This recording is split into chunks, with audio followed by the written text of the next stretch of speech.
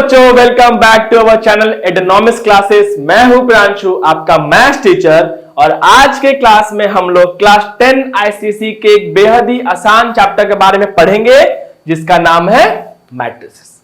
देखो, ये चैप्टर आपके एग्जाम में 4 मार्क्स तक का वेटेज कैरी करता है और ये बहुत ही ज्यादा आसान है। अगर आप एक बार इसको समझ जाओ ना, तो आप अपने पेपर में इस चैप्टर से आने वाले जितने क्वेश्चंस हैं उसमें फुल मार्क्स ला सकते हो। तो चलो स्टार्ट करते हैं।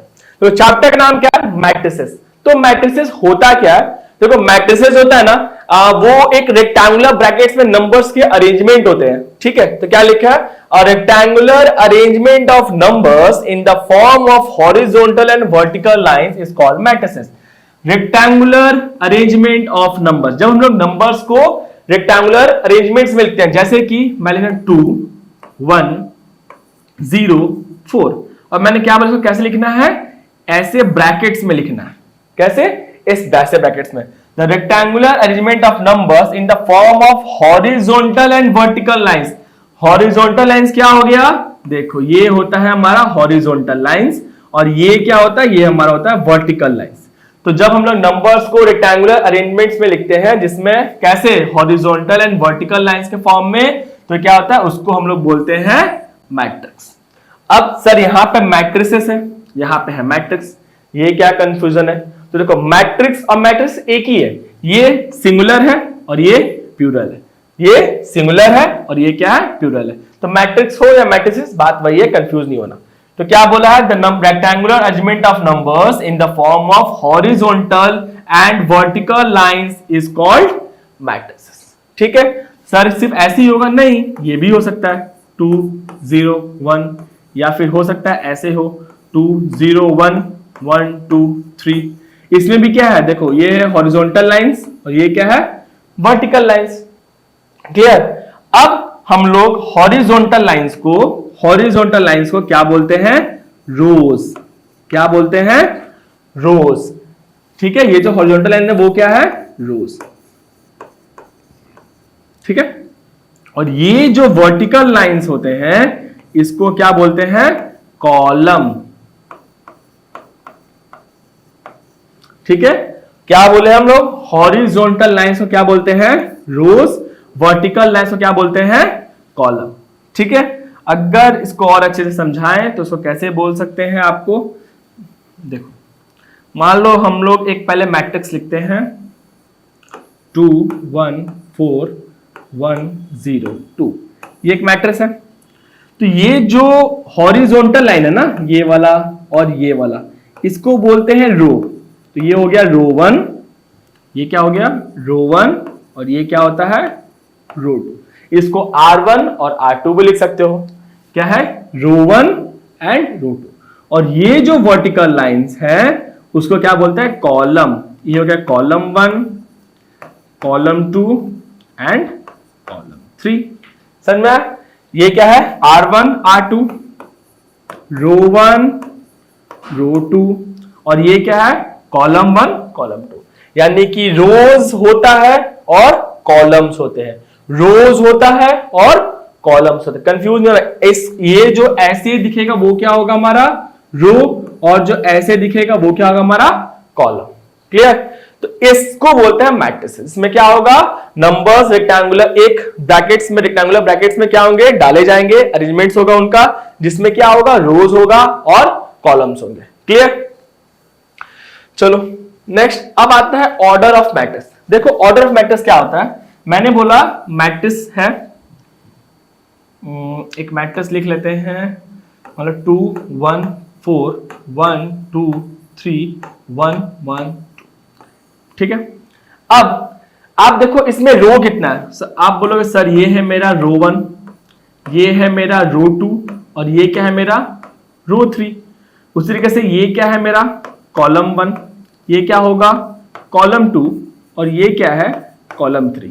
यानी कि ये जो मैट्रिक्स है, इस मैट्रिक्स में 3 रो है और 3 कॉलम है। 3 रो है और 3 कॉलम है। तो इस मैट्रिक्स का ऑर्डर को हम लोग क्या बोलते हैं? M। लिखते कैसे? M इंटू N, जहां पे M जो होगा वो नंबर ऑफ रोज बताता है और जो N होगा वो नंबर ऑफ कॉलम। क्या समझ में आया? ये जो मैट्रिक्स के ऑर्डर को हम लोग कैसे लिखते हैं? m by n form. इसको पढ़ते कैसे हैं? इसको कैसे पढ़ेंगे? इसको हम लोग पढ़ेंगे m बाई n। कैसे पढ़ेंगे? m बाई n, जहां पे m क्या है? Number of rose, and column क्या है? और n क्या है? Number of columns. तो इसमें नंबर ऑफ रोज कितने थे? 3, और नंबर ऑफ कॉलम्स कितने थे? 3। तो ये मैट्रिक्स का ऑर्डर क्या है? 3 बाई 3। समझ में? इसको करते हैं साइड। अब देखो, चलो एक और ले लेते हैं। मान लो एक और मैट्रिक्स लेते हैं 2 1 4 1 2 1। ठीक है, अब आप बताओ इस मैट्रिक्स में रोज कितना है? तो आप बोलोगे सर ये मैट्रिक्स में एक ये दिख रहा है, एक रो 1 है, और ये क्या है? रो 2 है। यानी कि नंबर ऑफ रोज कितने हैं? 2। यानी कि नंबर ऑफ रोज कितना है इस मैट्रिक्स में? तो आप बोलोगे 2। और अगर मैं बोलूं कॉलम कितना है, तो आप बोलोगे सर एक ये कॉलम है C1, एक ये कॉलम है C2, और एक ये कॉलम है C3। यानी कि नंबर ऑफ कॉलम्स कितने हैं? तो आप बोलोगे सर 3। तो मैंने क्या बोला? मैट्रिक्स का ऑर्डर कैसे लिखेंगे? m बाई n फॉर्म में, जहां पे m बताएगा नंबर ऑफ रोज, तो 2, एंड कॉलम कितना है? 3। यानी कि ये जो मैट्रिक्स है इसका ऑर्डर क्या है? 2 बाई 3। मैट्रिक्स का ऑर्डर क्या है? 2 बाई 3। क्लियर? एक और एग्जांपल ले लेते हैं। मान लो 2 1 1 0 3 1। अब इस मैट्रिक्स का ऑर्डर क्या होगा? देखो नंबर ऑफ रोज कितना है? एक ये 1 2 एंड 3, एक row, 2 row and 3 row. Number of columns कितने हैं? तो आप बोलोगे 1 और 2। तो मैट्रिक्स का ऑर्डर क्या होगा? नंबर ऑफ रोज यानी कि 3 by number of columns 2, 3 by 2। समझ में आया कि ये जो मैट्रिक्स का ऑर्डर हम लोग कैसे लिखते हैं? m इंटू n फॉर्म में लिखेंगे, जहां पे n बताता है नंबर ऑफ रोज और n बताएगा number of columns. Clear? Order of matrix क्या समझ में है कि मैट्रिक्स में जितना रो होता है, जितना कॉलम होता है, पहले देख लेंगे कि इस मैट्रिक्स का नंबर ऑफ रोज कितने हैं, नंबर ऑफ कॉलम्स कितने हैं। फिर हम लोग उसको m बाई n फॉर्म में लिख देंगे, जहां पे m क्या बताएगा? नंबर ऑफ रोज, और n क्या बताएगा? Number of columns. क्लियर? अब देखो आता है इक्वल मैट्रिक्स कॉन्सेप्ट की। इक्वल मैट्रिक्स क्या होता है? देखो दो मैट्रिक्सेस देखो, इसमें दो है ना, दो मैट्रिक्स, मान लो एक मैट्रिक्स है A और एक मैट्रिक्स है B। ये दो मैट्रिक्स अगर इक्वल है, ये दो मैट्रिक्स अगर इक्वल है, तो इन दोनों मैट्रिक्स के number of rose and number of columns तो इक्वल होंगे ही, प्लस इनके जो पोजिशनल, इसमें जो मैट्रिक्स एलिमेंट्स हैं वो भी क्या होगा? इक्वल होगा। एग्जांपल समझा दे रहे हैं। जैसे मान लो एक मैट्रिक्स है A, एक मैट्रिक्स है A 1 2 3 0 2 4। एक मैट्रिक्स है B 2 1 3 1 0 2, और एक मैट्रिक्स है C 1 2 3 0 2 4। आप बोलोगे सर इसका ऑर्डर क्या है? 2 रो है, 3 कॉलम है, यानी कि 2 बाई 3। इस मैट्रिक्स का ऑर्डर क्या है? अब सर इसमें भी 2 रो है और 3 कॉलम है, 2 बाई 3। इस मैट्रिक्स में क्या बोलोगे भाई? 2 बाई 3। मतलब ये तीनों मैट्रिक्स A, B और C का जो ऑर्डर है वो तो इक्वल है, बट हम लोग क्या देख रहे हैं कि अगर दो मैट्रिक्स इक्वल होगा, अगर ये दो मैट्रिक्स तभी इक्वल होगा जब ये दोनों मैट्रिक्स के ऑर्डर और एलिमेंट्स इक्वल होंगे। अब एलिमेंट्स क्या होता है? ये सब जो है ना 1 2 3 0 2 4, ये सारे क्या है? मेरे मैट्रिक्स के एलिमेंट्स। क्या है? मैट्रिक्स के एलिमेंट्स। तो देखो इसका पहला एलिमेंट है 1, इसका है 2, तो पहला एलिमेंट 1 और पहला एलिमेंट 2 मैच कैसे कर रहा है? नहीं कर रहा है ना। ये दोनों मैट्रिक्स क्या होगा? इक्वल नहीं होगा। देखो इसका पहला मैट्रिक्स है 1, इसका भी पहला एलिमेंट 1, पहला एलिमेंट 1, दूसरा एलिमेंट 2, दूसरा एलिमेंट 2, तीसरा एलिमेंट 3, तीसरा एलिमेंट 3, फिर सेकेंड रो का पहला एलिमेंट क्या है 0, सेकेंड रो का पहला एलिमेंट 0, सेकेंड रो का दूसरा एलिमेंट 2, सेकेंड रो का दूसरा एलिमेंट 2, सेकेंड रो का तीसरा एलिमेंट 4, सेकेंड रो का तीसरा एलिमेंट 4। अब क्या देख रहे हो सर, जो मैट्रिक्स ए है और जो मैट्रिक्स सी है वो इक्वल है, क्योंकि ए और सी का ऑर्डर ऑफ मैट्रिक्स और ए और सी के जो एलिमेंट्स हैं और उन एलिमेंट्स का जो पोजीशन है वो दोनों क्या है इक्वल है, दोनों क्या है इक्वल है। इसको एक और एग्जांपल से समझो।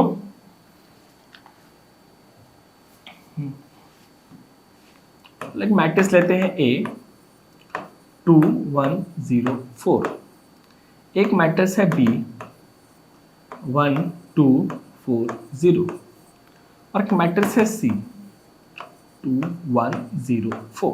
क्लियर, तीन मैट्रिक्स है, ठीक है। तीनों का ऑर्डर क्या है, देखो इसका ऑर्डर है 2/2, इसका भी ऑर्डर है 2/2 एंड इसका भी ऑर्डर है 2/2। क्लियर, 2/2 2/2 2/2। अब फर्क देखो 2 1 0 4 2 1 0 4 2 1 0 4, एलिमेंट्स भी क्या है इक्वल है ना तीनों के, बट ट्विस्ट ये है कि पोजीशंस अलग अलग है। जैसे इस मैट्रिक्स का जो पोजीशन है उसको क्या बोलेंगे, देखो लिखते हैं, मान लो कोई मैट्रिक्स है ए, इसको बोलेंगे A11 A12 A21 and A22। ये क्या था, मैट्रिक्स का पोजीशंस बताता। देखो A11 का मतलब पहला रो का पहला कॉलम, पहले रो का पहला कॉलम। देखो ये है मेरा पहला रो और ये है मेरा पहला कॉलम, तो वो नंबर पहले रो का पहला कॉलम क्या हुआ 2। क्लियर, A12 का मतलब पहला रो का दूसरा कॉलम, इसको बोलते हैं AIJ का फॉर्म। क्या बोलते हैं, कैसा रहता है AIJ, जहां पे I होता है रो एंड J होता है कॉलम। क्लियर, A11 यानी कि पहले रो का पहला कॉलम, A12 मतलब पहले रो का दूसरा कॉलम, A21 दूसरे रो का पहला कॉलम एंड A22 दूसरे रो का दूसरा कॉलम। क्लियर, अगर हम आपको एक सिंपल भाषा में बताएं 2 1 3 4, अगर ये मैट्रिक्स है तो इसका A11 क्या होगा, A11 मतलब पहला रो पहला कॉलम 2, A21 क्या होगा दूसरा रो पहला कॉलम यानी कि 3, A12 पहला रो दूसरा कॉलम यानी कि 1 एंड A22 दूसरा रो का दूसरा कॉलम यानी कि 4। क्लियर, समझ में आया मैट्रिक्स का। अब आते इक्वल वाले कॉन्सेप्ट के ऊपर कि ये जो मैट्रिक्स है ए और बी, एलिमेंट्स तो इक्वल है मगर एलिमेंट्स के पोजीशंस इक्वल नहीं है। इसका A11 है 2, इस मैट्रिक्स का A11 है 2 और इस मैट्रिक्स का जो A11 पहले वो क्या था 1, तो ये दोनों इक्वल हैं, तो आप बोलोगे नहीं, तो सर ये जो मैट्रिक्स है ए और बी इक्वल नहीं है। बट ए और सी देखो A112 है, इसका भी A112 है, इसका A121 A121, तो इसके जो मैट्रिक्स के एलिमेंट्स और उस एलिमेंट्स का जो पोजीशन है वो दोनों क्या है इक्वल है, इसीलिए मैट्रिक्स ए एंड मैट्रिक्स सी क्या होगा इक्वल होगा। क्लियर, और एक एग्जांपल से समझते हैं। मान लो एक मैट्रिक्स है ए 2 1 4 3 और एक मैट्रिक्स है बी, वो है x 1 4 y, और गिवन क्या है, गिवन है कि a is equal to B. Given क्या है कि मैट्रिक्स ए और मैट्रिक्स बी क्या है इक्वल है। तो अगर मैट्रिक्स ए और मैट्रिक्स बी इक्वल है तो फाइंड x एंड y। तो हम लोग क्या बोले, देखो इसका पोजीशन, इसका A11 क्या है 2 और B का जो A11 है वो क्या है x, और हम लोगों ने बोला कि अगर दो मैट्रिक्स इक्वल है तो दोनों मैट्रिक्स के जो पोजिशनल एलिमेंट्स है वो भी क्या होगा इक्वल। तो इस केस में 2 जो है वो x के बराबर होना चाहिए, तो x का वैल्यू कितना निकला 2। उस तरीके से ये वाला जो पार्ट है क्या, A सेकेंड रो का सेकेंड एलिमेंट यानी कि A22 इसमें है 3 एंड B का A22 कितना है y, ये है A ये है B। अब अगर A और B इक्वल है तो A22 एंड A22 भी क्या होगा इक्वल होगा, उस हिसाब से 3 इज इक्वल टू y होना चाहिए। यहां से क्या निकला, x is equal to 2 and y is equal to 3। Clear? ये था क्या, इक्वल मैट्रिक्स। दो मैट्रिक्स इक्वल तभी होगा जब उन दोनों मैट्रिक्स का पोजीशंस और एलिमेंट्स और नंबर ऑफ ऑर्डर्स इक्वल होंगे। क्लियर? तो अब आते हैं नया पार्ट, क्या बोला है, some special types of matrices. देखो कुछ स्पेशल मैट्रिसेस अगर दिमाग में रहेगा तो सम्स बनाते वक्त हमें आसानी होगा। पहला मैट्रिक्स क्या है, रो मैट्रिक्स। नाम में क्या लग रहा है, रो मैट्रिक्स। रो यानी कि इसमें क्या होगा, सिर्फ रो होगा। तो वो मैट्रिक्स जिसमें सिर्फ एक ही रो हो, क्या हो, सिर्फ एक ही रो हो, फिर क्या बोलते हैं हम लोग, रो मैट्रिक्स। कैसा दिखेगा ये मान लो कुछ ऐसा दिखेगा 2 1 4। कॉलम जितने भी हो, रो कितना होना चाहिए, सिर्फ एक। अगर 2, ये कौन सा ऑर्डर है, देखो ये है 1 into 3। अगर और एग्जांपल ले 2 0, ये कौन सा ऑर्डर है, इस मैट्रिक्स का ऑर्डर क्या है, इस मैट्रिक्स का ऑर्डर है 1 into 2, एक रो दो कॉलम। तो यहां पे रो मैट्रिक्स पे क्या ध्यान देना है कि नंबर ऑफ रोज कितना होगा इसमें, हमेशा 1। नंबर ऑफ रोज कितना होगा, हमेशा 1। अब आता है कॉलम मैट्रिक्स। रो मैट्रिक्स में नंबर ऑफ रोज हमेशा 1 होगा, तो कॉलम मैट्रिक्स में नंबर ऑफ कॉलम्स हमेशा 1। इसमें कुछ ऐसा दिखेगा 2 1 1। रो कुछ भी हो, कॉलम हमेशा 1 होगा। देखो number of rose 1 2 3 and number of columns कितने हैं, सिर्फ 1, 3 by 1। और बोलोगे तो 2 1।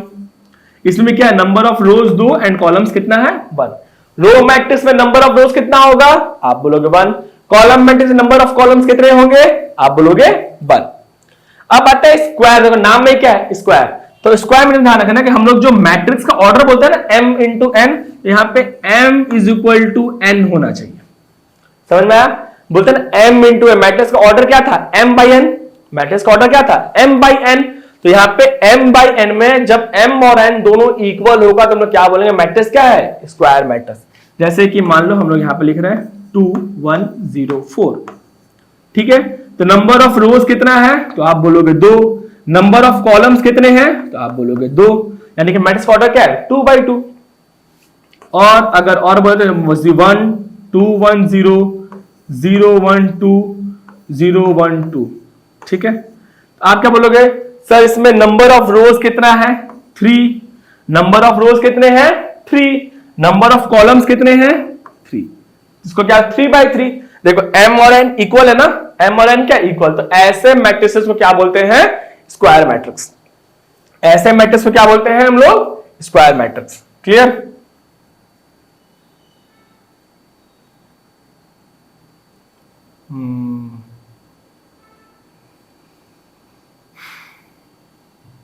चलो अब आता है जीरो और नल। नाम में क्या है, जीरो और नल मैट्रिक्स। यानी कि इस मैट्रिक्स में जितने एलिमेंट्स होंगे वो सब क्या होंगे, जीरो। क्या होगा, सिर्फ जीरो। सारे एलिमेंट्स क्या होंगे, जीरो। 0 0 0। इसमें ऐसे मैट्रिक्स को क्या बोलते हैं हम लोग, नल और जीरो मैट्रिक्स, जहां पे मैट्रिक्स के अंदर के सारे एलिमेंट्स क्या होंगे, सिर्फ जीरो। एलिमेंट्स के अंदर के सारे एलिमेंट्स क्या हो जाएंगे, सिर्फ जीरो। अब आता है फिफ्थ, और देखो ये है इंपॉर्टेंट। आइडेंटिटी मैट्रिक्स क्या इंपॉर्टेंट है, क्योंकि जब सम्स बनाएगा ना तब तुमको इसमें सिर्फ आई लिखा हुआ आएगा। क्या लिखा हुआ आएगा, आई, या तो फिर ऐसे लिखा होगा I2 और I3, तब समझ में नहीं है, कंफ्यूज होगा। इसलिए भी ध्यान से सुनना इसको। क्या नाम बोले हैं, आइडेंटिटी मैट्रिक्स। देखो इस मैट्रिक्स में जो डायगोनली सिर्फ 1 होगा और उसके अलावा बाकी सारे एलिमेंट्स जीरो। जैसे कि 1 0 0 1, या फिर 1 0 0 0 1 0 0 0 0 0 1। क्या समझ में आया कि डायगोनली क्या होना चाहिए, 1। डायगोनली क्या होना चाहिए, 1। बाकी डायगोनली 1 को छोड़ के बाकी सब जगह क्या होना चाहिए, 0। सो क्या बोले हम लोग, आइडेंटिटी मैट्रिक्स। क्या बोलेंगे, आइडेंटिटी मैट्रिक्स, या फिर यूनिट मैट्रिक्स भी इसको बोलते हैं। क्या बोलते हैं, यूनिट मैट्रिक्स भी इसको बोलते हैं। क्या काम, क्या समझना है कि डायगोनली सिर्फ 1 होगा और बाकी सब एलिमेंट्स क्या होंगे, 0। ठीक है, और जब ऐसा, और एक और याद ध्यान रखना कि आइडेंटिटी मैट्रिक्स होगा वो हमेशा स्क्वायर मैट्रिक्स का ही फॉर्म में रहेगा, यानी कि या तो ये 2/2 के फॉर्म में होगा, तो 2 या तो 3/3 सर मैं स्क्वायर मैट्रिक्स के फॉर्म में रहेगा। अब तुम लोग, सर आप बोलते I2 I3 वो क्या होता है, देखो इस केस को बोलते हैं I2, यानी कि मैट्रिक्स का जो ऑर्डर है वो क्या है, 2/2 फॉर्म में है। और I3 का मतलब क्या हो गया, मैट्रिक्स का ऑर्डर क्या होगा, 3/3 फॉर्म में, यानी कि 1 0 0 0 1 0 0 0 1। समझ में, ये हो गया I2, ये हो गया I3। जब सम्स बनाओगे ना तो ऐसे सिर्फ I लिखा हुआ आएगा, ऐसा बोलेगा नहीं कि आइडेंटिटी मैट्रिक्स है या फिर यूनिट मैट्रिक्स है, तो कंफ्यूज नहीं होना है। ठीक है, तो ध्यान रखना, इसका मतलब आइडेंटिटी मैट्रिक्स क्या होगा, डायगोनली 1 होगा और डायगोनली 1 को छोड़ के बाकी सब जगह पे क्या हो जाएगा, सिर्फ 0। क्लियर, चलो क्वेश्चन में प्रैक्टिस करते हैं। बोला find the value of A, B and C if a matrix A 2B C and 4 is equal to, देखो इज इक्वल टू दे दिया ना, इज इक्वल टू देने का मतलब बता दिया है कि इन सब का मैट्रिक्स क्या है, इक्वल है। तो अगर इक्वल है तो बताना है कि A, B एंड C का वैल्यू क्या होगा। देखो इस मैट्रिक्स का पहला एलिमेंट इस मैट्रिक्स के पहले एलिमेंट के बराबर होगा, और दूसरा एलिमेंट इसके बराबर होगा, तीसरा 1 के बराबर होगा, चौथा 4 के बराबर होगा। यही है ना मैट्रिक्स, क्या पढ़े हम लोग कि A11 इसका भी A11 के बराबर होगा। तो क्या यहां से दिख रहा है, एक एक करके करेंगे कि पहला क्या दिख रहा है, A जो है वो 3 के बराबर होगा, तो पहले तो यहीं से मिल गया कि A इज इक्वल टू 3। दूसरा क्या दिख रहा है, 2B जो होगा 6 के बराबर होगा। सेकंड क्या दिख रहा है, 2B is equal to 6 and B is equal to 6/2 is equal to 3, यानी कि B का वैल्यू यहां से कितना मिल रहा है, 3, A का वैल्यू भी 3, B का वैल्यू भी 3। फिर C जो है 1 के बराबर, क्यों, ये क्या है A21। चलो अगर लिख के तो कैसे लिखोगे, C क्या है A21 is equal to C, और इसका A21 कितना आ रहा है, 1। अब ये दो मैट्रिक्स इक्वल है, यानी कि C भी क्या होगा, 1 के बराबर होगा, और चौथा तो 4 इज इक्वल टू 4 गिवन ही है। तो यहां से A का वैल्यू कितना निकला, A is equal to 3, B is equal to 3 and C is equal to 1। Clear, simple था ना, दो मैट्रिक्स इक्वल था, दोनों मैट्रिक्स पोजीशन में क्या होंगे, इक्वल होंगे। अब देखो अगला question, find the value of A, B, C and D if this is equal to this. देखो सिंपल, पहला तो A इज इक्वल टू 2, ये तो श्योर है A का वैल्यू कितना होगा, 2। और क्या दिख रहा है इजी, देखो ये भी दिख रहा है, C is equal to -2, C is equal to -2, B is equal to 3, B is equal to 3, और लास्ट में क्या दिख रहा है, 2C plus D is equal to 7। यहां पे क्या दिख रहा है, 2C plus D is equal to 7।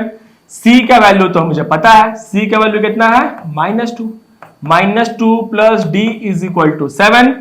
यहां पे कितना निकला, -4 plus D is equal to 7 and D is equal to 7 plus 4, यानी कि D का वैल्यू कितना निकला यहां से 11। D का वैल्यू कितना निकला यहां से 11। समझ में आया, क्या निकले, A का वैल्यू 2, B का सब ऐसे पोर्शन मैट्रिक्स से मिला। यहां पे ट्विस्ट था बस कि 2C प्लस D का वैल्यू 7, C का वैल्यू पुट किया, D का वैल्यू मिल गया। तो हमारा सॉल्यूशन क्या निकला, A is equal to 2, B is equal to B is equal to 3, C is equal to -2 and D is equal to 11।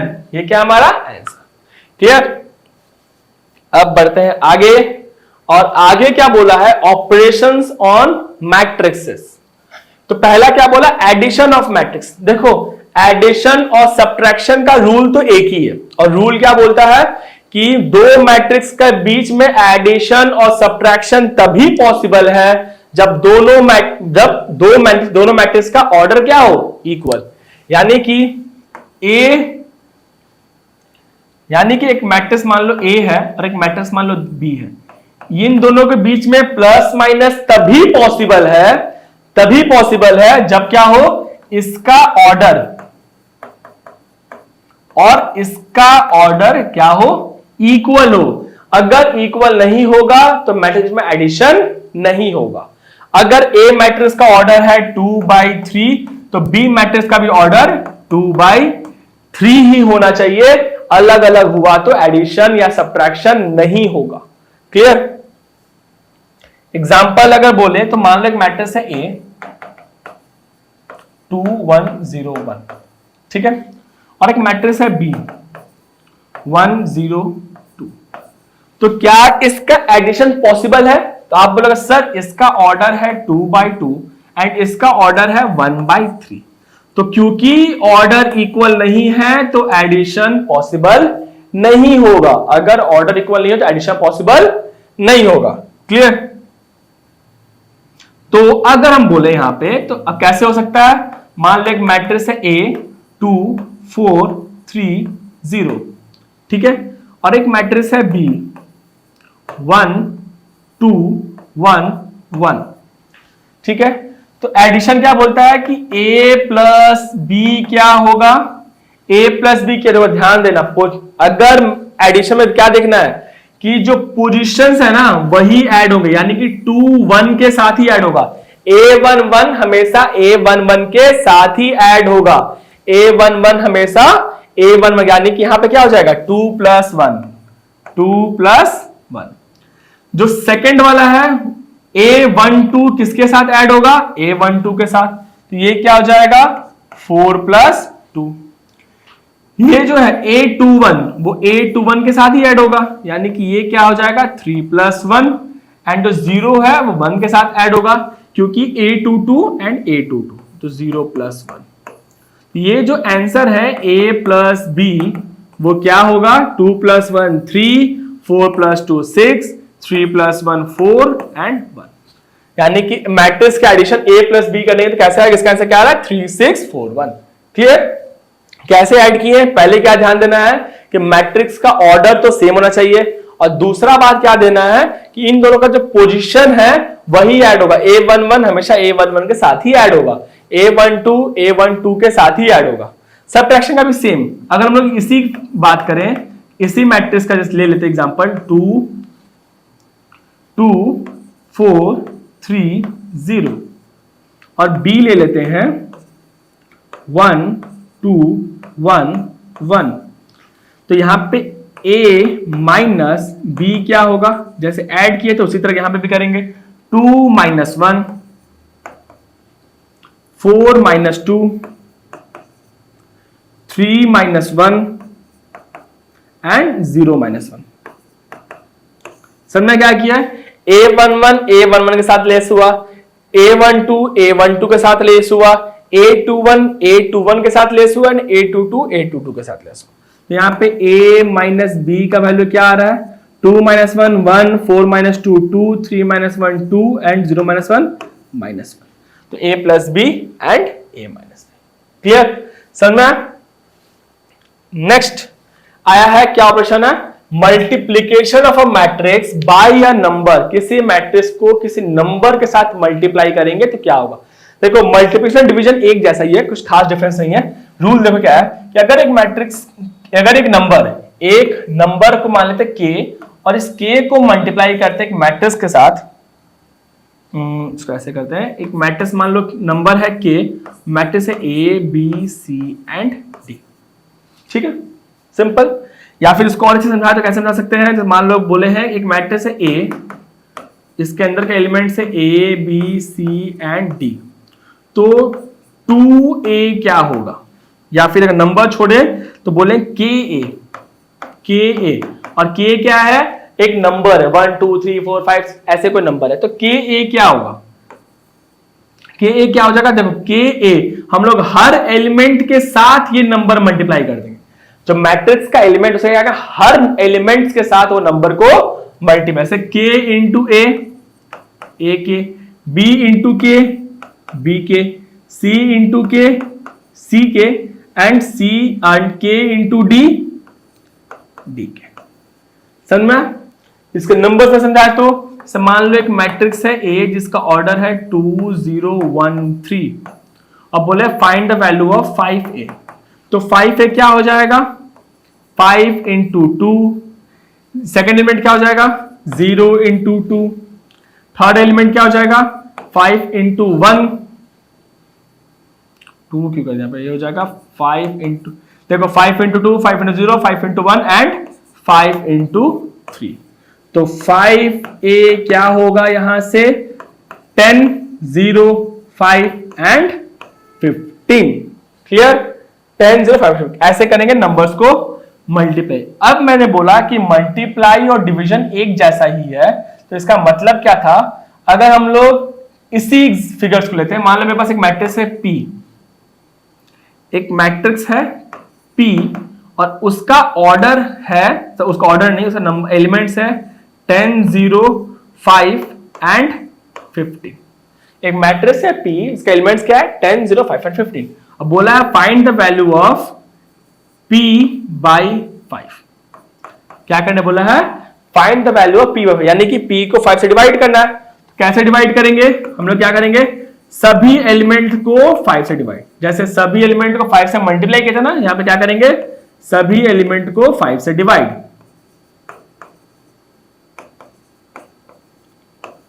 समझ में? तो यहां से आंसर क्या आया, P बाई 5 कितना आ जाएगा, 10 by 5 2, 0 by 5 0, 5 by 5 1 and 15 by 5 कितना होता है 3। समझ में? ये क्या था, multiplication of a matrix by number. हम लोग जब किसी नंबर से मल्टीप्लाई करते तो क्या करते हैं, जब हम लोग किसी नंबर से मल्टीप्लाई करेंगे तो उस मैट्रिक्स के जितने एलिमेंट्स हैं वो सभी एलिमेंट को उस नंबर से मल्टीप्लाई कर देंगे। इस मैट्रिक्स में जितने एलिमेंट है उस सभी एलिमेंट को उसी नंबर से क्या कर देंगे, मल्टीप्लाई कर देंगे। जैसे अगर 2a बोला हो, a के जितने एलिमेंट्स है उस सब एलिमेंट्स क्या करेंगे, 2 से मल्टीप्लाई। अगर a को 2 से डिवाइड करने बोला हो, किसी मैट्रिक्स को a, उसको 2 से डिवाइड करने बोला तो क्या करेंगे, सभी एलिमेंट को 2 से डिवाइड कर देंगे। क्लियर? अब देखो number 9, multiplication of a matrices. अब तब क्या था, टॉपिक सेम नहीं है, तब क्या था, multiplication of matrix, matrix bye a number, मतलब एक मैट्रिक्स को नंबर से मल्टीप्लाई करना। और ये अब क्या है, मल्टीप्लिकेशन ऑफ मैट्रिसेस, यानी कि दो मैट्रिक्स को मल्टीप्लाई करना है। मैट्रिसेस का मतलब क्या हो गया, दो मैट्रिक्स, प्लूरल है ना, तो मल्टीप्लिकेशन ऑफ मैट्रिक्स मतलब दो मैट्रिक्स को आपस में कैसे मल्टीप्लाई करता है। क्लियर? अब जैसे मान लो हम लोग नंबर देखते हैं, एग्जांपल कैसे करेंगे। एक मैट्रिक्स ले लेते हैं A। अच्छा पहले जान लो रूल क्या है, क्योंकि बिना रूल के समझ में नहीं आएगा। जैसे हम लोग एडिशन में क्या बोले थे कि ऑर्डर ऑफ मैट्रिक्स इक्वल होना चाहिए, उसी तरीके से मल्टीप्लीकेशन का भी एक रूल है। जैसे कि मान लो एक मैट्रिक्स है A जिसका ऑर्डर है 2 into 3, या फिर नंबर से बात करें, मान लो एक मैट्रिक्स है A जिसका ऑर्डर है m into n, और एक दूसरा मैट्रिक्स है B जिसका ऑर्डर है, अगर पहले नंबर समझोगे तब ज्यादा बेटर होगा, मान लो 2 into 3, और इसका ले लेते हैं 2 into 3। तब A और B का क्या मल्टीप्लिकेशन पॉसिबल है, तो हम लोग बोलेंगे नहीं। क्यों? क्योंकि रूल क्या बोलता है कि दो मैट्रिक्स के बीच में मल्टीप्लिकेशन तभी पॉसिबल है जब पहले मैट्रिक्स का कॉलम दूसरे मैट्रिक्स के रो से इक्वल हो। क्या बोला जाए, पहले मैट्रिक्स का कॉलम दूसरे मैट्रिक्स के रो से इक्वल हो। अगर इसका नंबर्स में अगर ये है m into n, तो b जो है मैट्रिक्स वो n into p हो, चलेगा, मगर इसका n और ये जो पोर्शन है वो क्या होना चाहिए, इक्वल। पहले मैट्रिक्स का कॉलम दूसरे मैट्रिक्स के रो के बराबर होना चाहिए। अगर पहले मैट्रिक्स का कॉलम दूसरे मैट्रिक्स के रो के बराबर नहीं है तो मल्टीप्लिकेशन नहीं हो पाएगा। जैसे इस केस में मल्टीप्लिकेशन पॉसिबल नहीं है। क्यों? क्योंकि पहले मैट्रिक्स का कॉलम दूसरे मैट्रिक्स के रो के बराबर नहीं है। एक बार और समझाते हैं। जैसे मान लो एक मैट्रिक्स है A, इसका ऑर्डर क्या है 2/2। अब एक मैट्रिक्स है B, इसका ऑर्डर क्या है, आप बोलोगे 3/1। देखो पहले मैट्रिक्स का कॉलम कितना है 2, दूसरे मैट्रिक्स का रो कितना है 3। क्या ये इक्वल है? तो आप बोलोगे नहीं सर इक्वल नहीं है। तो अगर इक्वल नहीं है तो मल्टीप्लिकेशन तो AB जो है वो नहीं निकल पाएगा, तो मल्टीप्लाई नहीं हो पाएगा। अगर मैट्रिक्स A का कॉलम दूसरे मैट्रिक्स के रो के बराबर नहीं है तो मल्टीप्लीकेशन पॉसिबल नहीं है। क्लियर? तो अगर हम इसके जो पहले बता रहे थे वो क्या समझ में आया कि अगर एक मैट्रिक्स है ए जिसका ऑर्डर है m इंटू एन, तो मैट्रिक्स बी का ऑर्डर क्या होना चाहिए? n into P. क्या होना चाहिए? n इंटू पी, यानी कि पहले मैट्रिक्स का कॉलम दूसरे मैट्रिक्स के रो के बराबर हो। कॉलम से फर्क नहीं पड़ता, बस ये ध्यान देना है कि ये वाला और ये वाला ये दोनों क्या हो? इक्वल हो। दोनों सगा है ना, दोनों इक्वल हो। अगर इक्वल नहीं हुआ तो मल्टीप्लाई होने नहीं देगा। तो क्या बोले, अगर एक मैट्रिक्स पहले मैट्रिक्स का कॉलम दूसरे मैट्रिक्स के रो के बराबर होगा तो ही मल्टीप्लिकेशन पॉसिबल है। और जो मल्टीप्लाई होने के बाद ए बी जो बनेगा, जो मल्टीप्लाई होने के बाद जो ए बी मैट्रिक्स आएगा, उस मैट्रिक्स का ऑर्डर क्या होगा? m into P. समझ में आया? नहीं आया होगा, इसीलिए एग्जांपल के थ्रू समझते हैं। जैसे कि मान लो एक मैट्रिक्स है ए जिसका ऑर्डर है 2/3, एक मैट्रिक्स है बी। मल्टीप्लाई पॉसिबल होने के लिए इसका कॉलम इसके रो के बराबर होना चाहिए। तो मान लो इसका ऑर्डर है 3/1, तो जो ए बी है ना, जो ए बी है, उस ए बी का जो ऑर्डर होगा वो क्या होगा? 2/1। क्या होगा? 2/1। यानी कि अगर एक मैट्रिक्स है ए जिसका ऑर्डर है 2/3 और एक मैट्रिक्स है बी जिसका ऑर्डर है 3/1, तो ए बी जो होगा, मतलब प्रोडक्ट करने के बाद जो मैट्रिक्स बनेगा, उस मैट्रिक्स का ऑर्डर क्या होगा? 2/1। जब हम लोग एक सम्स बनाएंगे ना, तब समझ में और अच्छे से आ जाएगा कि ऑर्डर कैसे मैच किया। क्लियर? अभी मल्टीप्लाई देख लेते हैं। इसको हटाते नहीं है, इसको साइड में कर देते हैं। चलो अब देखो मल्टीप्लाई करने का रूल क्या है। रूल नहीं, मतलब मल्टीप्लाई करेंगे कैसे।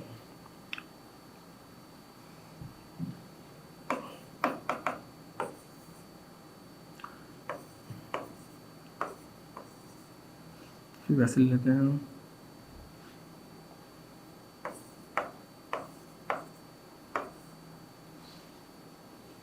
A1 A2 A3 और एक मैट्रिक्स है B। मैं इसका ऑर्डर कितना है? इसका ऑर्डर बोलोगे सर 2/2। तो इसका कॉलम 2 है तो इसमें कम से कम 2 रो होना चाहिए। मान लो इसका भी 2 रो ले लेते हैं, B1 एंड B2, और चलो B3 एंड B4। अभी के लिए फिलहाल एक स्क्वायर मैट्रिक्स पकड़ते हैं, 2/2 का ऑर्डर लेते हैं, B1 B2 B3 B4। इसका ऑर्डर कितना है? 2/2। ठीक है? तो जो ए बी होगा मल्टीप्लाई कैसे होगा? देखो इसके लिए मैं एक ट्रिक बोलता हूं, मतलब मैं एक ऐसे बोलता हूं जैसे तुम लोग ज्यादा आसानी से कर पाओगे, जिसमें तुम गलत होने का चांसेस बहुत ज्यादा ही कम है। साइड में ये वाला रूल को पहले अप्लाई कर लेना।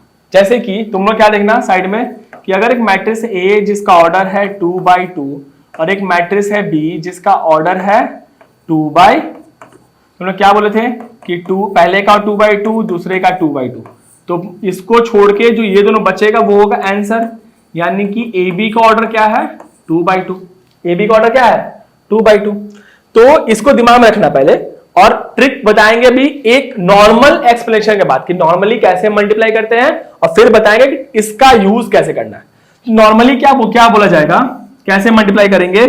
पहले मैट्रिक्स के रो को दूसरे मैट्रिक्स के कॉलम के साथ मल्टीप्लाई करेंगे, और जैसे A1 इंटू B1 कैसे करेंगे?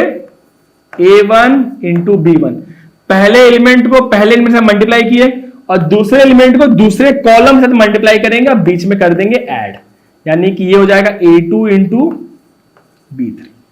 ध्यान समझो, फिर से बता रहे हैं क्या बता रहा है। पहले मैट्रिक्स के रो को दूसरे मैट्रिक्स के कॉलम के साथ मल्टीप्लाई करेंगे एलिमेंट वाइज। जैसे कि पहले मैट्रिक्स क्या है? पहला एलिमेंट A1 और इसका पहला कॉलम क्या है? B1। तो A1 into B1 plus A2 into B3। ठीक है, ये मेरा क्या निकला? पहला वाला। दूसरे को क्या करेंगे? फिर पहले रो को मल्टीप्लाई करेंगे दूसरे कॉलम के साथ, ये क्या हो जाएगा? A1 B2 plus A2 B3। A1 into B2, A2 into B3, B4, A2 into B4। फिर क्या हो जाएगा, सेकेंड रो को पहले कॉलम से मल्टीप्लाई करेंगे, A3 into B1, A3 into B1 plus A4 into B3, A3 into B1 plus A4 into B3। और चौथा क्या हो जाएगा, A3 into B2 plus A4 into B4। एक बार बस इसको लिख लो, क्योंकि जब हम आपको इसका यूज से ट्रिक बताएंगे ना, तब एक बार में क्लियर हो जाएगा क्या। बट ये नॉर्मल मल्टीप्लाई का तरीका है। कैसे मल्टीप्लाई करेंगे, पहले का रो को दूसरे के जितने कॉलम से उन सबसे मल्टीप्लाई करेंगे जब तक खत्म ना हो जाए, फिर दूसरे रो को सारे कॉलम से मल्टीप्लाई करेंगे। ठीक है, A1 into B1 plus A2 into B3, A1 into B2 plus A2 into B4, A3 into B1 plus A4 into B3 and A3 into B2, A3 into B2 plus A4 into B4। ऐसे करने का तरीका है। अब जब numbers के through समझेंगे ना, तब और अच्छे से समझ में आ जाएगा। एग्जाम्पल के तौर पे मान लो एक मैट्रिक्स लेते हैं A, जिसका ऑर्डर है 2, 3, 1, 4, और एक मैट्रिक्स है B, जिसका ऑर्डर है, इसका ऑर्डर कितना है 2 by 2। तो इसमें 2 कॉलम है तो इसका 2 रो होना चाहिए, तो हम लोग रो लेते हैं फिलहाल सिर्फ 2 and 1। तो AB जो होगा वो कैसे निकलेगा, पहला रो को पहले कॉलम से मल्टीप्लाई, तो 2 into 2, 2 into 2 plus 3 into 1 plus 3 into 1। समझे क्या किए, 2 इंटू 2 प्लस 3 इंटू 1। सेकेंड में क्या हो जाएगा, 1 into 2, 1 into 2 plus 4 into 1, 4 into 1। इसका आंसर क्या आ रहा है AB का, 2 2 जा 4, 2 2 जा 4 प्लस 3, यहां पे 1 इंटू 2 प्लस 4। आंसर क्या आ रहा है AB का, 4 प्लस 3 7, 4 प्लस 2 6, यानी कि 7/6। अब मैंने बोला कि ट्रिक क्या है, मैंने बोला अगर तुम पहले ही सिंप्लीफाई कर लो ये चीज को कि A का ऑर्डर है 2 by 2 और B का ऑर्डर है 2 by 1, तो मैंने क्या कैसे लिखेंगे, 2 by 2 एंड 2 by 1 लिखेंगे। ये दोनों हट गया, तो जो AB होगा उसका ऑर्डर क्या होगा, जो AB होगा उसका ऑर्डर क्या होगा, तो ऑर्डर होगा उसका 2 by 1। अब ट्रिक क्या है कि साइड में पहले ही बना लो, 2 by 1 है ना, मतलब आपको पता है कि 2 रो होगा 1 कॉलम होगा, तो पहले का पहला रो पहला कॉलम और दूसरा रो पहला कॉलम, ये लिख लो दिमाग में। ठीक है, अब इसको C से लिखो, ज्यादा बेटर होगा। तो क्या करें, इसको ऐसे लिखो कि जो AB होगा उसका पोजीशन क्या होगा, C11 and C21, C21। Clear. अब देखो इसका फायदा क्या है, C11 आपको क्या समझ, 1 1, यानी कि पहले रो को मल्टीप्लाई करना है पहले कॉलम, C11 पहले रो को मल्टीप्लाई करना है पहले कॉलम के साथ, तो पहले रो को मल्टीप्लाई करना है पहले कॉलम के साथ। C21 दूसरे रो को मल्टीप्लाई करना है पहले कॉलम के साथ। ऐसे करके भी सिंप्लीफाई कर लोगे। एग्जांपल के तौर पे अगर हम 2 by 2 का मैट्रिक्स का मल्टीप्लाई करें, 2 by 2 मैट्रिक्स को मल्टीप्लाई करो, ये थोड़ा कॉम्प्लिकेटेड पड़ता है। अगर इस यही क्वेश्चन बनेगा, अगर ये समझ में आ गया तब तो पूरा मैट्रिक्स हलवा लगेगा आपको। मान लो एक मैट्रिक्स A जिसका ऑर्डर है 2 1 3 4 और एक मैट्रिक्स है B जिसका ऑर्डर है 1 0 1 1। मैं फिर इसको थोड़ा अलग लेता, वैल्यू 1 2 2 1। क्लियर। तो अब देखो, अब क्या दिमाग में रखना है कि पहले का ऑर्डर है 2 by 2, B का ऑर्डर है 2 by 2, तो ये दोनों छोड़ के 2 और 2 बचा, यानी कि जो AB होगा उसका ऑर्डर क्या होगा 2 by 2। तो साइड में पहले लिख लो, साइड में पहले लिख 2 by 2 होगा ना, तो यानी कि ये कितना होगा A11 A1, मैंने बस C से लिखने के लिए ना, तो ये मान लो हो जाएगा C11 C12 C21 and C22। अब ये साइड में लिखना, अब यहां पे आ जाओ प्रोडक्ट में कि मल्टीप्लाई कैसे करेंगे, AB is equal to C11, यानी कि पहला रो को पहले कॉलम से मल्टीप्लाई करना है, पहला रो को पहले कॉलम के साथ। तो ऐसे लिख लो साइड में 2 1 1 2, तो 2 इंटू 1 1 इंटू 2 क्या किए, 2 into 1, 2 into 1 plus 1 into 2, 1 into 2। समझ में क्या क्या करना था, ऐसे सिंप्लीफाई करना है। क्या हो जाएगा 2 इंटू 1 प्लस 1 इंटू 2। फिर क्या बोला है C12 यानी कि पहला रो दूसरा कॉलम, पहला रो और दूसरा कॉलम। तो क्या हो जाएगा 2 into 2 and 1 into 1, 2 into 2 plus 1 into 1। फिर देखो C21, 2 मतलब सेकेंड रो पहला कॉलम, सेकेंड रो पहला कॉलम, सेकेंड रो क्या है 3 4 और पहला कॉलम क्या है 1 एंड 2। तो 3 into 1 and 4 into 2, 3 into 1 plus 4 into 2। फिर क्या बोला C22 यानी कि second row second column, second row second column. तो क्या आ रहा है यहां पे सेकेंड रो में कितना है 3 4 और कॉलम कितना है 2 1। तो 3 into 2 and 4 into 1, 3 into 2 and 4 into 1। A B का सॉल्यूशन मिल गया आसान से। क्या मिला 2 इंटू 1 2 प्लस 2 इंटू 1 2, यहां से 2 into 2 4 plus 1 into 1, 3 into 1 3 plus 4 into 2 and 3 into 6 plus 4 into. ऐसे ए बी क्या दिख रहा है, यहां से ए बी कितना दिख रहा है 2 plus 2 4, 4 plus 1 5, 8 plus 3 11 and 6 plus 4 10। मैंने ए बी कितना निकला 4 5 11 10। क्लियर, ए बी कितना निकला 4 5 11 एंड 10। और ऐसे करें हम लोग दो मैट्रिक्स के बीच का मल्टीप्लाई। देखो अगर ये लर्न कर लोगे ना क्वेश्चन वाला, तब क्या रहेगा कि आप पहले गेस कर, एग्जाम में कंफ्यूज नहीं होगे कि इसको रो को किसके कॉलम से मल्टीप्लाई करना, कुछ नहीं, बस ध्यान देना है।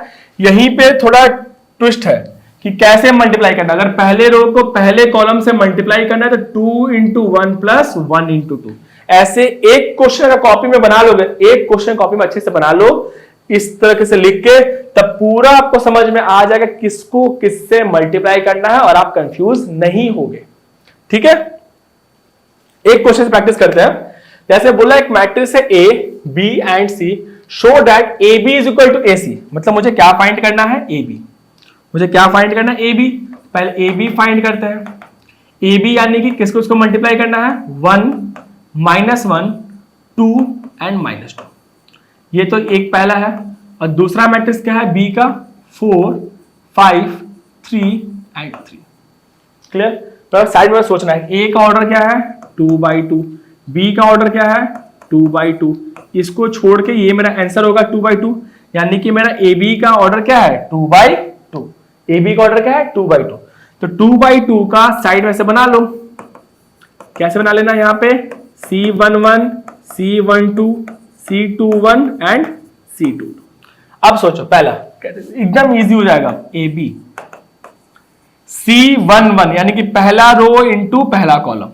तो पहला रो इंटू पहला कॉलम लिख लो, पहला रो इंटू पहला कॉलम। तो 1 इंटू 4 प्लस दिस क्या आ जाएगा 1 इंटू 4 प्लस माइनस, अब इसको तो फास्ट करेंगे, ज्यादा लेंथी नहीं करेंगे। देखो 1 इंटू 4 क्या होता है 4 एंड -1 इंटू 3 क्या हो जाएगा -3। क्लियर, फिर देखो C12 पहला रो दूसरा कॉलम, पहला रो दूसरा कॉलम क्या है 5 एंड 3। तो 1 इंटू 5 कितना हो गया 5 एंड -1 इंटू 3 -3। क्लियर, फिर अब सेकंड में आ जाओ C21 21 मतलब second row first column, second row कितना है 2 -2 एंड फर्स्ट कॉलम कितना है 4 एंड 3। 2 4 जा 8, 2 4 जा 8 एंड 3 इंटू -2 -6, 3 इंटू -2 कितना हो गया -6। एंड लास्ट C22 यानी कि second row second column, second row second column. तो सेकेंड रो कितना है 2 -2 एंड सेकेंड कॉलम कितना है 5 एंड 3। तो क्या रहा है 2 इंटू 5 10 एंड 3 इंटू -2 -6। तो AB मेरा यहां से क्या निकला ए बी मेरा क्या निकला 4 - 3 1, 5 - 3 2, 8 - 6 2 एंड 10 - 6 4। ऐसे कह रहा 1 2 2 एंड 4। क्लियर। अब आते हैं यही सेम चीज, अब आगे बढ़ते हैं बी एंड सी। अब देखो बी एंड सी कितना आ रहा है, ये तो ए बी था,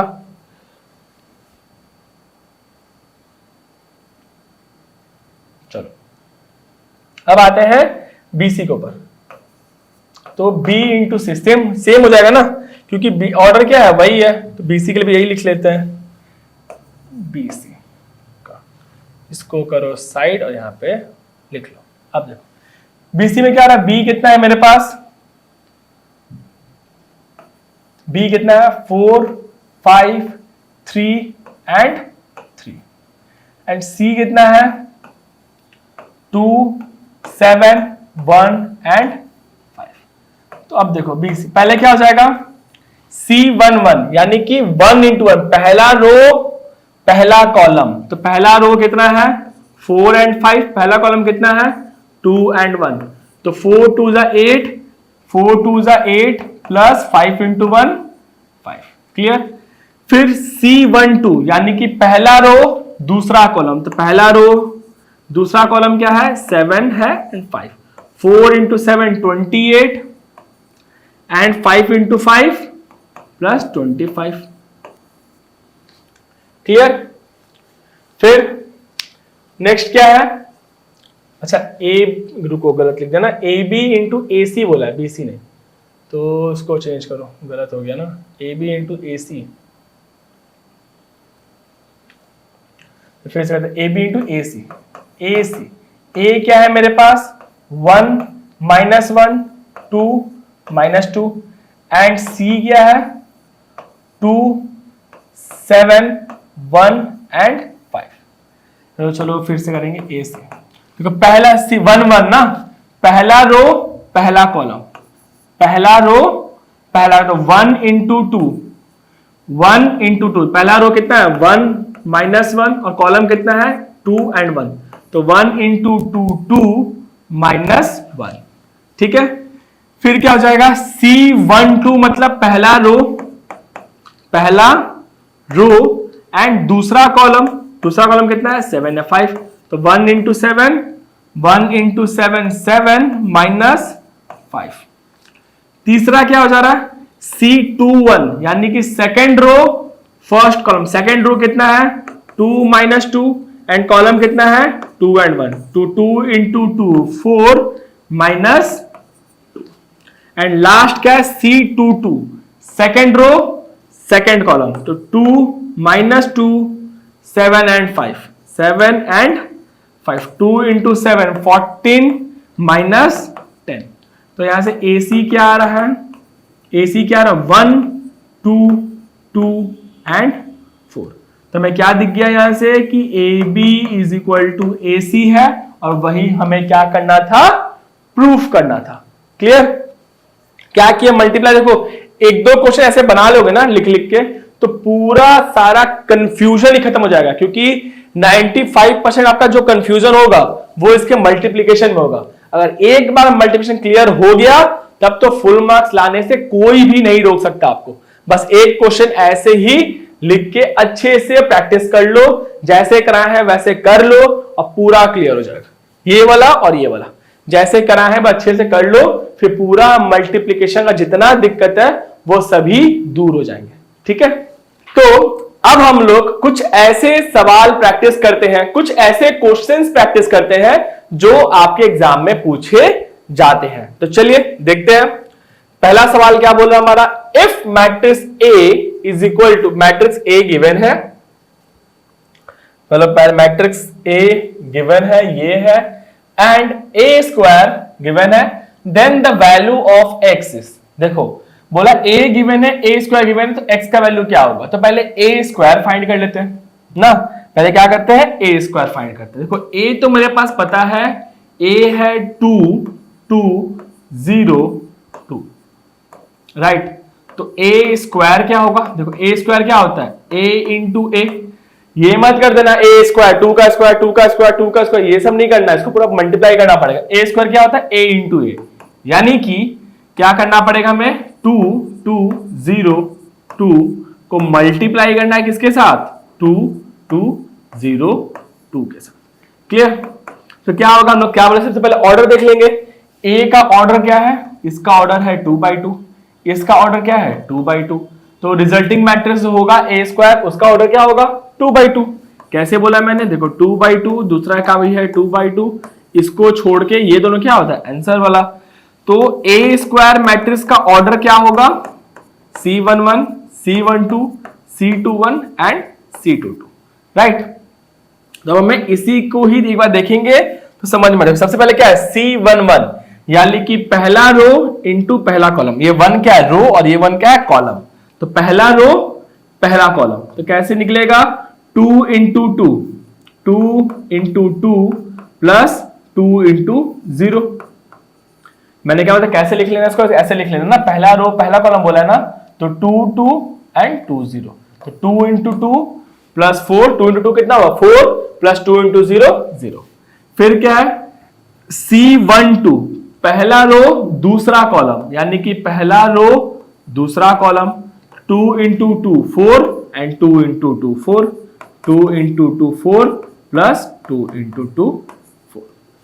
फिर क्या हो जाएगा C21 यानी कि second row first column, second row क्या बोला है 0 2 और पहला कॉलम क्या है 2 0, तो 0 into 2 0 plus 2 into 0 0, 0 into 2 plus 2 into 0। फिर C22 सेकेंड रो क्या बोला है, second row second column, second row क्या है 0 2 एंड सेकेंड कॉलम क्या है 2 and 2, 0 into 2 2 0 and 2 into 2 4, 0 into 2 plus 2 into 2, right. अब देखो आसानी से मिल गया ना, क्या मिला 2 इंटू 2 4 प्लस 0 4, 2 2 4 प्लस 4 8, 0 का 0 0 and 2 into 0 0, 0 into 2 0 plus 2 into 2 4, तो ए स्क्वायर कितना आ रहा है, ए स्क्वायर आ रहा है हमारे पास 04804। बिठा देना इसको, ठीक है। अब गिवन क्या है, गिवन है कि ए स्क्वायर का वैल्यू ऑलरेडी गिवन है कि इसके हिसाब से ए स्क्वायर का वैल्यू होना चाहिए था 4, इसके हिसाब से क्या वैल्यू होना चाहिए था 4x 0 4, और हमारा ए स्क्वायर का वैल्यू कितना आया है 4804, तो ये दोनों क्या है इक्वल है ना, ए स्क्वायर जगह पे ये लिख दिया 4x 0 4, तो कौन सा कॉन्सेप्ट आ गया इक्वल मैट्रिक्स का, क्या बोला position 4 is equal to 4 0 is equal to 0 4 is equal to 4, तो x इज इक्वल टू 8, तो x का वैल्यू यहां से क्या मिल रहा है 8। क्लियर। क्या किए, ए गिवन था ए स्क्वायर फाइंड किया, फिर ए स्क्वायर ऐसे लिखोगे, इतना ड्रॉ कॉपी में नहीं करना, बस सिंपल लिखोगे यहां से, क्या लिखोगे therefore x is equal to 8। Clear simple. क्या किए हैं, ए गिवन था ए स्क्वायर फाइंड किए और इक्वल मैट्रिक्स का कॉन्सेप्ट यूज करके हम लोग यहां पे हमारा आंसर फाइंड किए। क्लियर। चलो अब करते हैं क्वेश्चन नंबर 2, देखते हैं सेकंड क्वेश्चन क्या बोल रहा है। सेकंड क्वेश्चन क्या बोल रहा है कि x प्लस 3y क्या क्या गिवन था, if this is equal to this ना, मैट्रिक्स लिख लेते पहले, क्या है x प्लस 3y, यहां पे है y, ये है 7 माइनस x और ये है 4, और ये किसके इक्वल है 4 माइनस 1 0 एंड 4। देखो सबसे पहले समझ में आ गया y इज इक्वल टू -1, यानी कि y का वैल्यू कितना होगा -1, y is equal to y का वैल्यू 7 तो नहीं होगा, यानी कि ऑप्शन बी कट गया और ये 3 गंदा हो सकता है, पहला तो मिल गया y। फिर क्या दिख रहा है, देखो ये भी इक्वल होगा ना, क्या दिख रहा है 7 माइनस x किसके बराबर होगा 0, तो x का वैल्यू क्या होगा 7, यानी कि y का वैल्यू -1 है, x का वैल्यू क्या होगा 7। ठीक है, तो x का वैल्यू 7 एंड y का वैल्यू -1, हमारा ऑप्शन सी क्या है सही है। कुछ नहीं किया ना, आसान है ना, देखो सिंपल सिंपल था, उतना हार्ड की तरफ गए नहीं, y इसके बराबर होगा, ये इसके बराबर होगा। क्वेश्चन बोले था ना a11 a11 के इक्वल होगा, a12 a12 के इक्वल होगा, a21 a21 के इक्वल होगा। क्लियर, तो इक्वल मैट्रिक्स कॉन्सेप्ट यहां भी लगा और हमें ऐसे ही मिला सॉल्यूशन। ठीक है, 1 मार्क्स का कुछ क्वेश्चन जो बोर्ड में पूछेगा ना, वो ऐसे ही पूछेगा, ज्यादा हार्ड नहीं देगा, ऐसे ही क्वेश्चंस बनेंगे और आपको इक्वल मैट्रिक्स या फिर जो बेसिक कॉन्सेप्ट होगा उसका यूज करके सॉल्यूशन निकालना है। नेक्स्ट क्वेश्चन देखते हैं, क्वेश्चन नंबर 3। क्वेश्चन नंबर 3 क्या बोल रहा है, the values of A and B if A और बी का वैल्यू बताना है। देखो हम लोग यहाँ पे एक्स और वाई का कुछ काम है नहीं, ए प्लस बी -1 के बराबर होगा। पहला इक्वेशन क्या बोल रहा है कि ए प्लस बी किसके इक्वल होगा, -1। और दूसरा क्या बोला, a माइनस बी किसके बराबर होगा, a माइनस बी किसके इक्वल होगा, 3 के इक्वल होगा। लीनियर इक्वेशन बन गया, सिंप्लीफाई कर दो, ऐड कर दो। प्लस बी माइनस बी क्या कर रहे हैं, एडिशन कर रहे हैं, ऐड कर रहे हैं, ठीक है। प्लस माइनस कर दिया, a प्लस ए कितना हो गया 2a, 3 - 1 2, a का वैल्यू कितना है 1, ठीक है। a का वैल्यू 1, अब a का वैल्यू 1 किसी में डाल दो, इसमें डाल दो कि a plus B is equal to -1, a का वैल्यू 1 है, 1 plus B is equal to -1, b is equal to -1, b is equal to -2, ठीक है। देखो 1 - 2, 1 - +3 हो गया, और 1 - 2 -1 दोनों सही ना। या a का वैल्यू कितना आ रहा है 1 और b का वैल्यू कितना आ रहा है -2, a का वैल्यू 1 एंड b का वैल्यू -2, हमारा ऑप्शन ए क्या है, सही आंसर। क्लियर। नेक्स्ट क्वेश्चन देखते हैं, क्वेश्चन नंबर 4। क्वेश्चन नंबर 4 क्या बोल रहा है, इफ a मैट्रिक्स गिवन है, b matrix, find the value of a plus b। Simple addition का, a कितना है 2 - 3 4 1 एंड b कितना बोला है -2 3 -4 एंड -1। तो यहां से a प्लस b क्या हो जाएगा, ऐड करेंगे ना, 2 - 3 4 1 प्लस b की जगह पे क्या हो जाएगा -2 3 -4 एंड -1। तो a प्लस b यहां से क्या हो गया, देखो 2 प्लस -2 2 प्लस -2, फिर यहाँ पे -3 प्लस 3, फिर 4 प्लस -4 एंड 1 प्लस -1। यहां से a प्लस b का वैल्यू क्या दिख रहा है, 2 - 2 0, -3 प्लस 3 0, 4 - 4 0 एंड 1 0। ये कौन सा मैट्रिक्स है, 0, नल मैट्रिक्स। क्या है, 0 आ रहा है ना, कौन सा मैट्रिक्स है, नल मैट्रिक्स। समझ में कैसे किए, सिंपल एडिशन था, बेसिक ऐड करके निकालना था। क्लियर। अब करते हैं क्वेश्चन नंबर 5। देखो 5 क्या बोल रहा है, if a is equal to, a matrix given है, I फॉर आइडेंटिटी मैट्रिक्स बताया था ना, unit matrix, and a square is equal to 9a plus mi, then find the value of m। देखो सिंपल, अब इसको सॉल्व करते हैं। पहले क्या गिवन है, a स्क्वायर की जगह पे पुट करना ना, मुझे क्या बोला है कि a स्क्वायर का जो वैल्यू है वो 9 × a प्लस mi के बराबर है। क्लियर।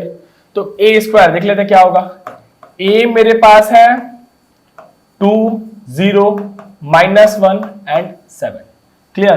तो a स्क्वायर क्या होगा, जस्ट समझाए ना, क्या हो जाएगा 2 0 -1 7 इंटू 2 0 -1 7। तो a स्क्वायर कैसे निकलेगा, तो अब तक तो आइडिया हो जाएगा आपको ना कि रो और कॉलम को कैसे मल्टीप्लाई करना है।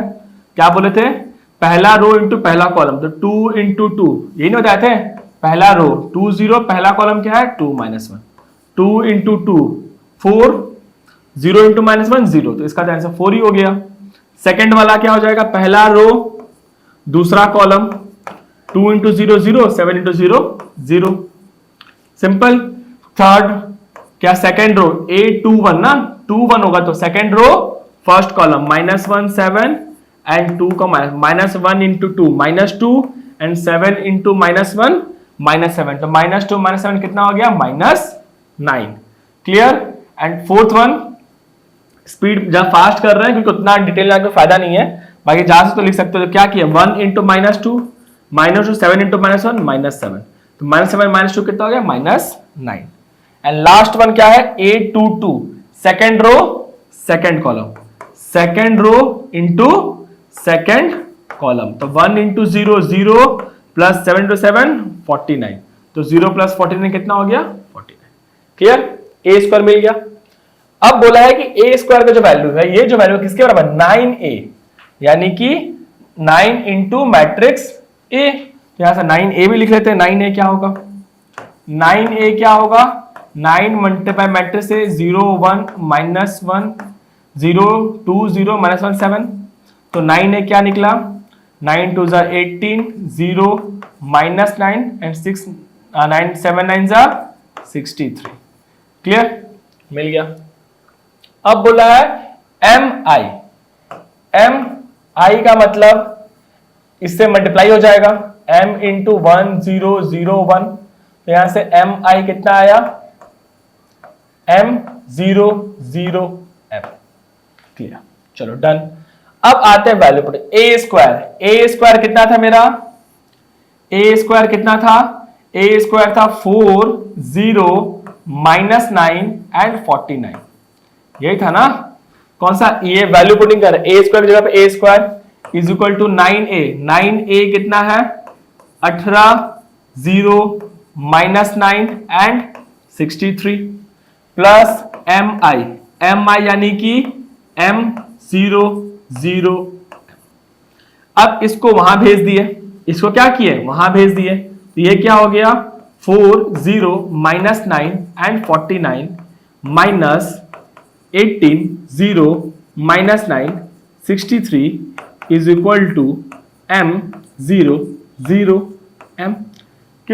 बेसिक जैसे सॉल्व करना वैसे सॉल्व कर, सिंपलीफाई। अब यहां पे क्या हो गया, 4 -18 क्या हो गया -14, 0 -0 0, -9 माइनस ऑफ -9 +9, तो -9 +9 0 एंड 49 -63 क्या हो जाएगा, देख लो 49 -63, तो -63 + 49 क्या हो गया 4, और यहां पे 1 14, यानी कि -14 is equal to m 0 0 m। अब क्योंकि ये इक्वल मेरे कॉन्सेप्ट लगाएंगे तो क्या दिख रहा है कि m का वैल्यू क्या हो जाएगा -14, therefore m is equal to -14, और ये क्या हमारा आंसर। क्लियर, फिर ध्यान से समझो, a गिवन था, हम लोग a से फाइंड किए a स्क्वायर, कैसे फाइंड किए, सिंपलीफाई मल्टीप्लाई किए 2 × 2 4, 2 × 2 4 प्लस 0 × -0, सिंपली जैसे मल्टीप्लाई करते हैं उस तरीके से मल्टीप्लाई करके a स्क्वायर फाइंड किए। फिर 9 टाइम्स a फाइंड करना था, तो 9 से क्या मैट्रिक्स क्या पता है, multiplication of matrix by any number पढ़े थे ना, उसमें क्या था कि जो नंबर होगा उसको सभी एलिमेंट से मल्टीप्लाई करना पड़ेगा। 9 2 18 0 -9 + 63। उसके बाद हम लोग क्या किए, इसमें पुटिंग करना था वैल्यू ना, तो a स्क्वायर की जगह पे a स्क्वायर लिखे इज इक्वल टू 9a की जगह पे 9a का वैल्यू लिखे, और mi ऐसे जैसे जैसे जितना टर्म बोलेगा हम लोग उतना टर्म का वैल्यू फाइंड करते हुए जाएंगे, और लास्ट में क्या करेंगे, वैल्यू पुटिंग करके हम लोग अपना आंसर्स निकालेंगे। क्लियर, अच्छा क्वेश्चन था, इसको लिख लो, मार्क कर लो। चलो आगे बढ़ते हैं, क्वेश्चन नंबर 6 करते हैं।